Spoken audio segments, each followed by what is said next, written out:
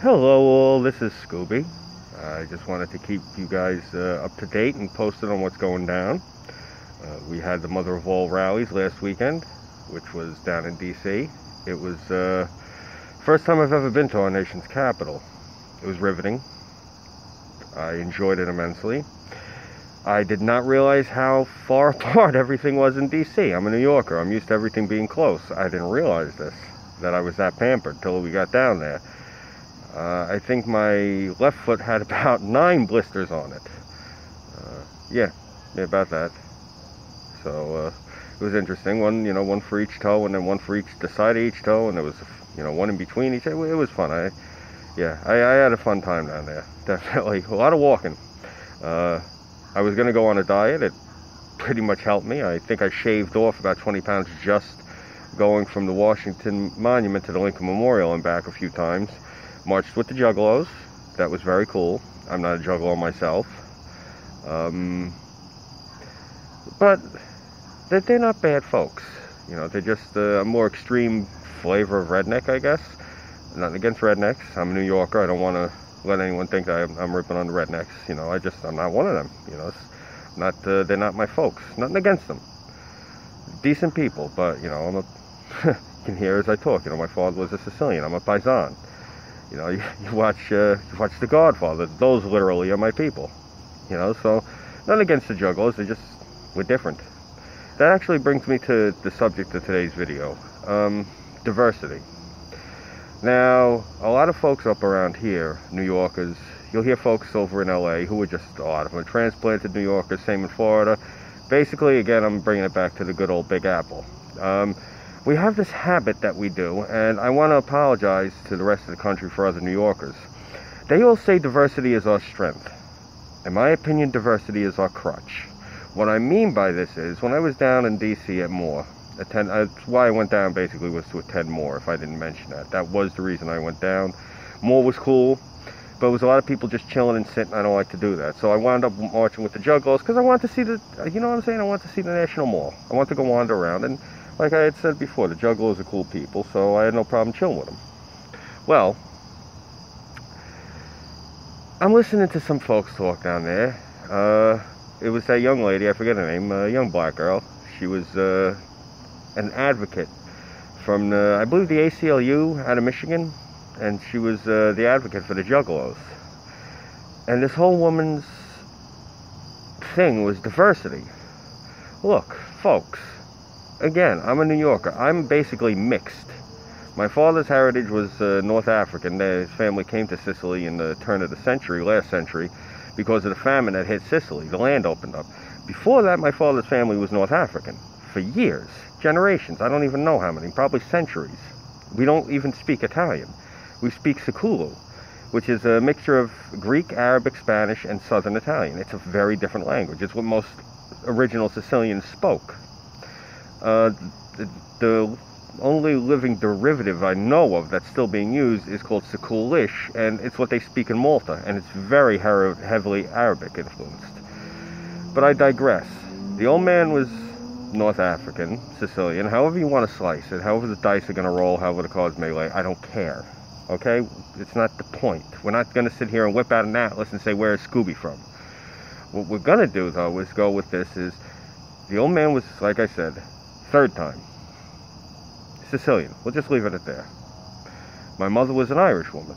She still is, excuse me. She's still with us. My father's been gone 9 years now. My mother's still with us.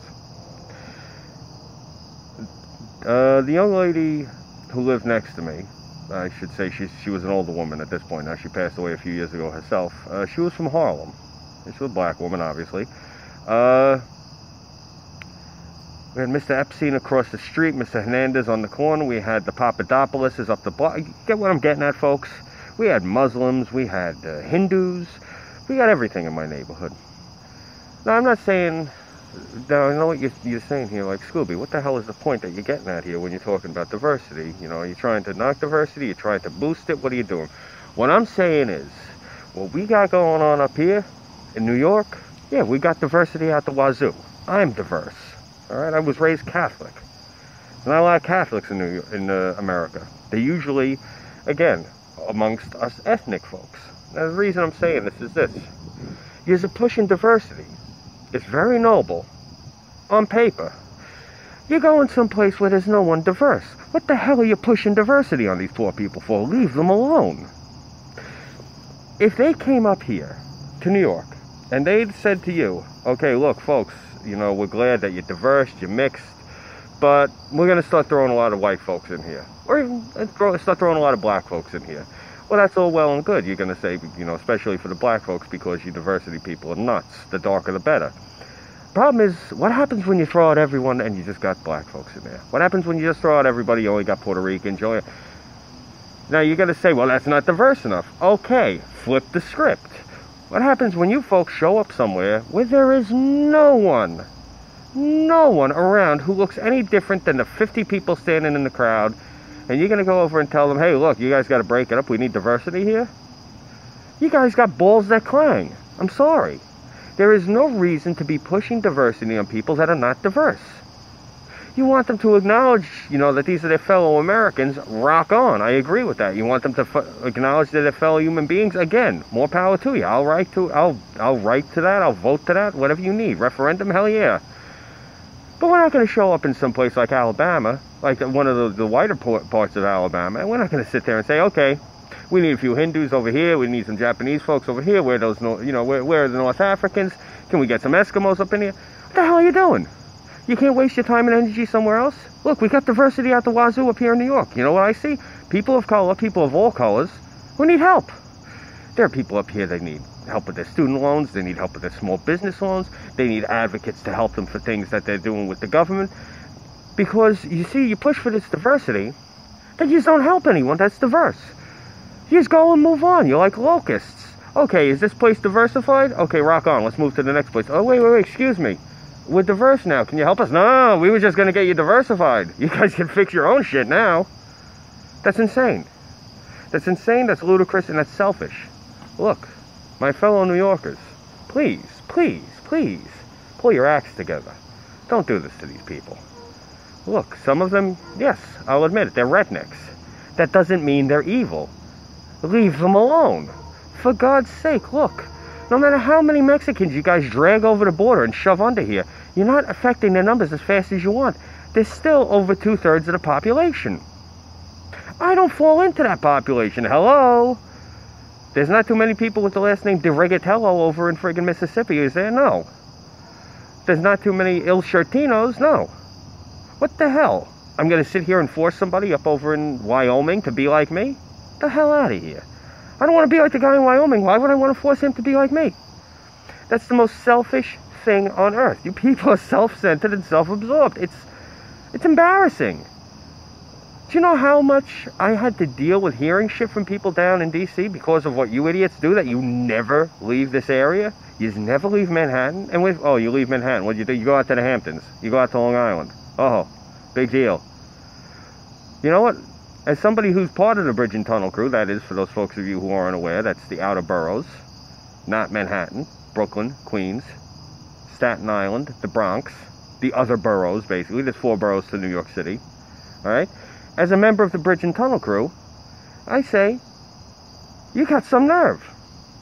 You guys go and you go on your talk shows, you go and you have your movies and you talk on your radio shows, you rich bastards, and you wag your fingers at the people who are out in the fields, the people who are harvesting the crops that get put on your table. They're raising your livestock. They're even growing the fabric for the clothes that you friggin' people make with your designer names on it. You got some set on you, all of you. You're going to sit here and tell these people they're not your serfs. For God's sake, they're your fellow Americans. I don't care how much bigger your bank account is than theirs. I don't care if you live on Park Avenue. I don't care if you have a car worth more than their entire house. You got no right to look down at them. It's ridiculous, and it's disgusting.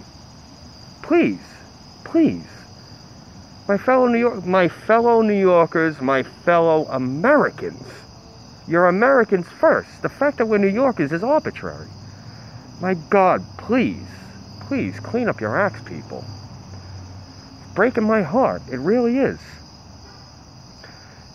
You got people and you got them thinking that it's a crime that they're American because you're telling them they're the wrong type of American.